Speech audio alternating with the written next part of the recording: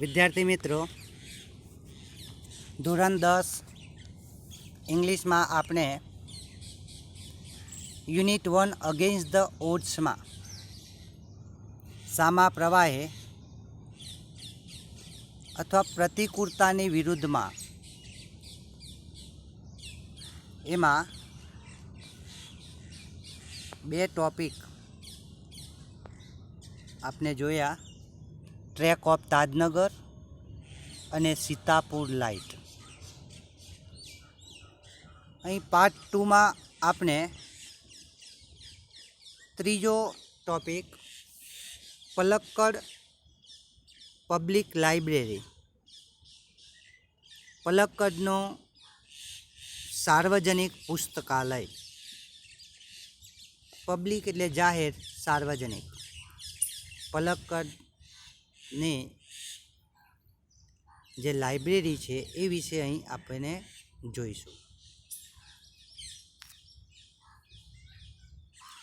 In Kerala, the Palakkad District Public Library has been up and running since September 2013.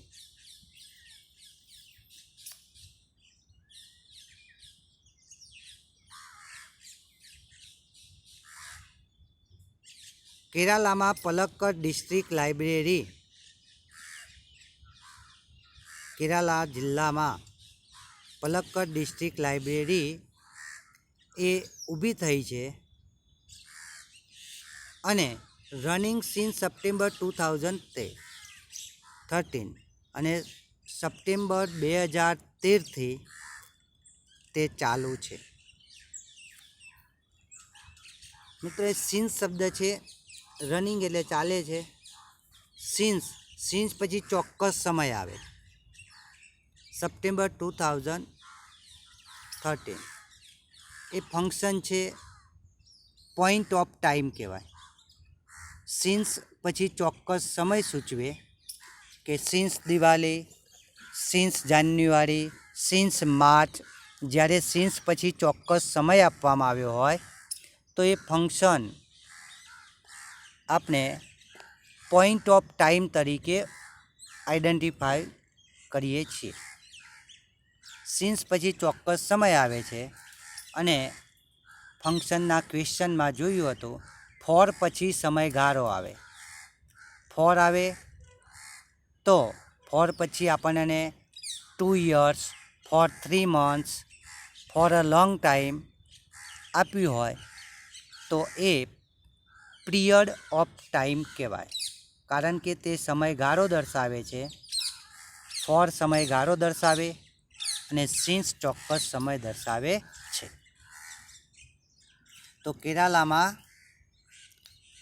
Palakkad જિલ્લામાં સાર્વજનિક પુસ્તકાલય ઊભું થયું અને તે 2013થી ચાલુ છે.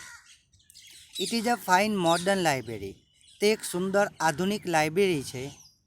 Centre for information, knowledge, wisdom, culture activity, research and reference. તે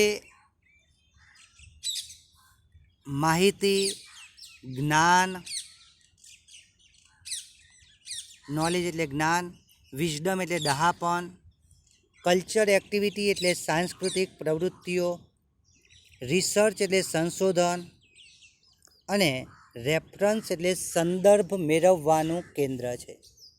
કે આ એક ઉત્તમ આધુનિક પુસ્તકાલય છે અને તે આપણા માટે માહિતી માટેનું કેન્દ્ર, માહિતી, જ્ઞાન, ડહાપણ, સાંસ્કૃતિક પ્રવૃત્તિ, સંશોધન અને સંદર્ભ મેળવવા માટેનું કેન્દ્ર છે.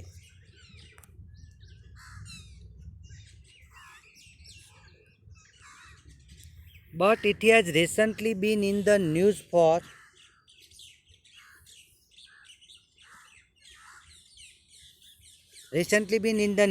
different reason. પણ હમણાં તે કંઈક જુદા જુદા કારણસર સમાચારોમાં સ્થાન પામ્યું છે. Third of its 1,000 members are women. તેના 1000 સભ્યોના પૈકી ત્રીજા ભાગની સ્ત્રીઓ છે. તેમાં ત્રીજા ભાગના સભ્યો સ્ત્રીઓ છે. These women, supported by the shared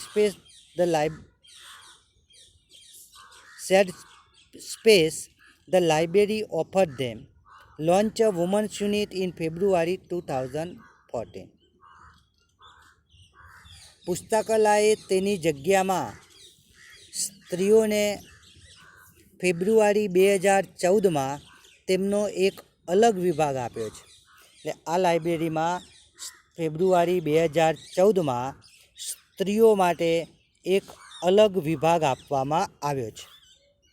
The unit got together to discuss method of empowering women. Empowering women, empower એટલે સશક્તિકરણ. અને આ વિભાગમાં સ્ત્રીઓ ભેગી થઈને યુનિટ ગોટ ટુગેધર એટલે ભેગા થવું, કે આ સ્ત્રીઓ ભેગી થઈને to discuss method of empowering woman, સ્ત્રી સશક્તિકરણની પદ્ધતિઓની ચર્ચા કરે છે.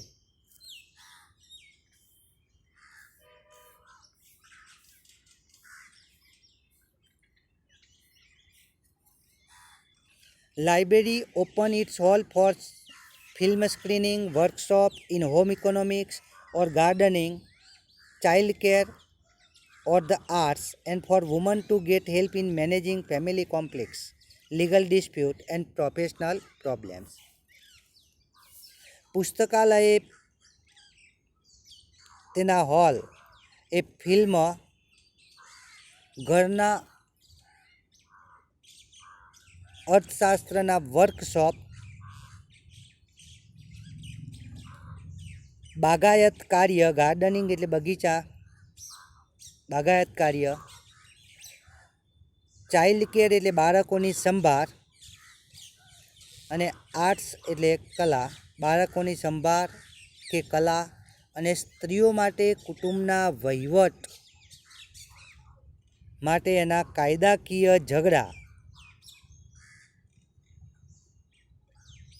અને ધંધાકીય પ્રશ્નો ઉકેલવા માટે આ હોલ ખુલ્લા મૂક્યા છે. પ્રોફેશનલ પ્રોબ્લેમ એટલે ધંધાને લગતી સમસ્યા, અને ફેમિલીમાં કોઈ નાની કોઈ સંઘર્ષ હોય, કોઈ લીગલ એટલે કાયદેસર કાયદાકીય ઝઘડા, તો એ માટે સ્ત્રીઓની જે સમસ્યા હોય તો તે ઉકેલવા માટે લાઇબ્રેરીએ તેના હોલ ખુલ્લા મૂક્યા છે. ફરીવાર બોલું છું, પુસ્તકાલયે film,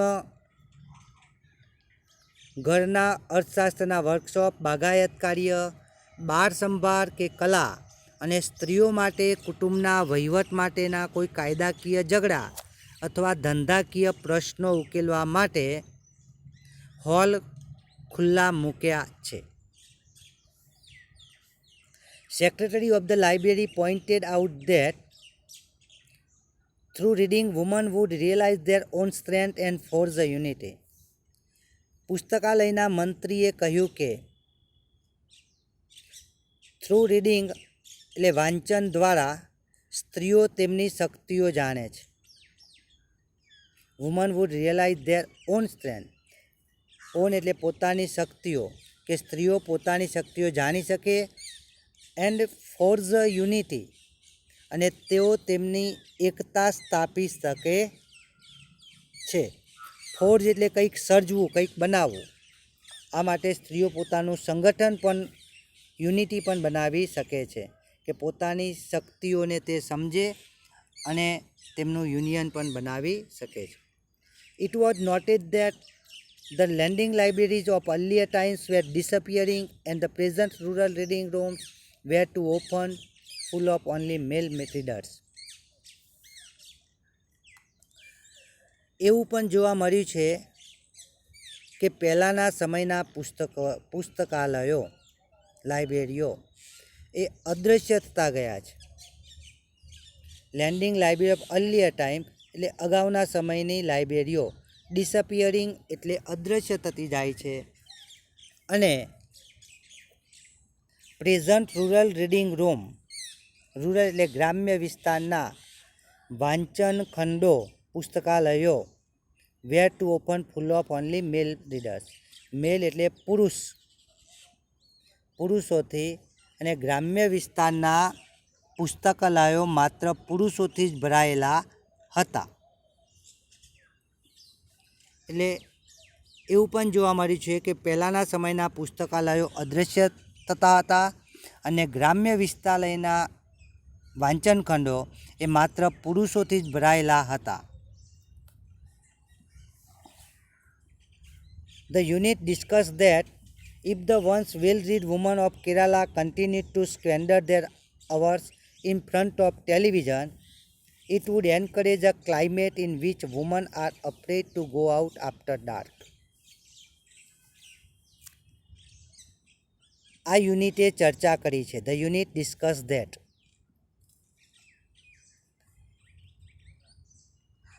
if the once well-read women Kerala,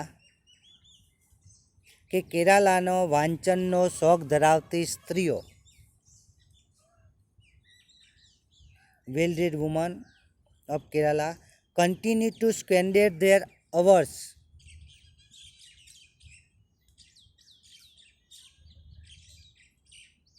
in front of television, કે ટીવી સામે પોતાનો સમય બગાડવાનું ચાલુ રાખે,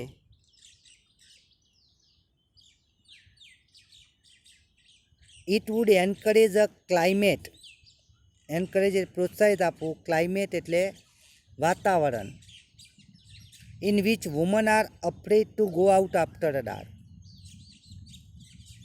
કે જેમાં સ્ત્રીઓ અંધારામાં બહાર નીકળતા ડરશે. માટે આ વિભાગે અલગ વાંચન ખંડ માટે યોજના બનાવી. ફરીથી જોઈશું. ધ યુનિટ ડિસ્કસ ધેટ, આ યુનિટમાં ચર્ચા કરવામાં આવે છે કે કેરાલામાં સારું વાંચન ધરાવતી સ્ત્રીઓ પોતાનો સમય ટીવીની આગળ બગાડવાને બદલે તે એવું વાતાવરણ સર્જે કે જેમાં સ્ત્રીઓ રાત્રે પણ બહાર નીકળતા ડરે. તો એ માટે આ વિભાગે સ્ત્રીઓ માટે અલગ ખંડ માટે યોજના બનાવી છે. એટલે રાત્રે પણ સ્ત્રીઓ ત્યાં જઈ તે સ્ત્રીઓ માટેના અલગ ખંડમાં જઈને તે વાંચી શકે છે. So the unit has formulated plans on opening separate reading rooms for women. Formulate એટલે સભાન પ્રયત્નોથી સર્જવું. તેથી આમાં સ્ત્રીઓ માટે પણ અલગ રીડિંગ રૂમ બનાવવામાં આવ્યો છે. Palakkad district library stands tall as beacon to encourage women's empowerment through classes, club, workshop and reading rooms. Palakkad જિલ્લાનું પુસ્તકાલય વર્ગો, ક્લબ, વર્કશોપ અને વાંચન ખંડો દ્વારા સ્ત્રીઓને હિંમત આપવામાં અલગ પડે છે.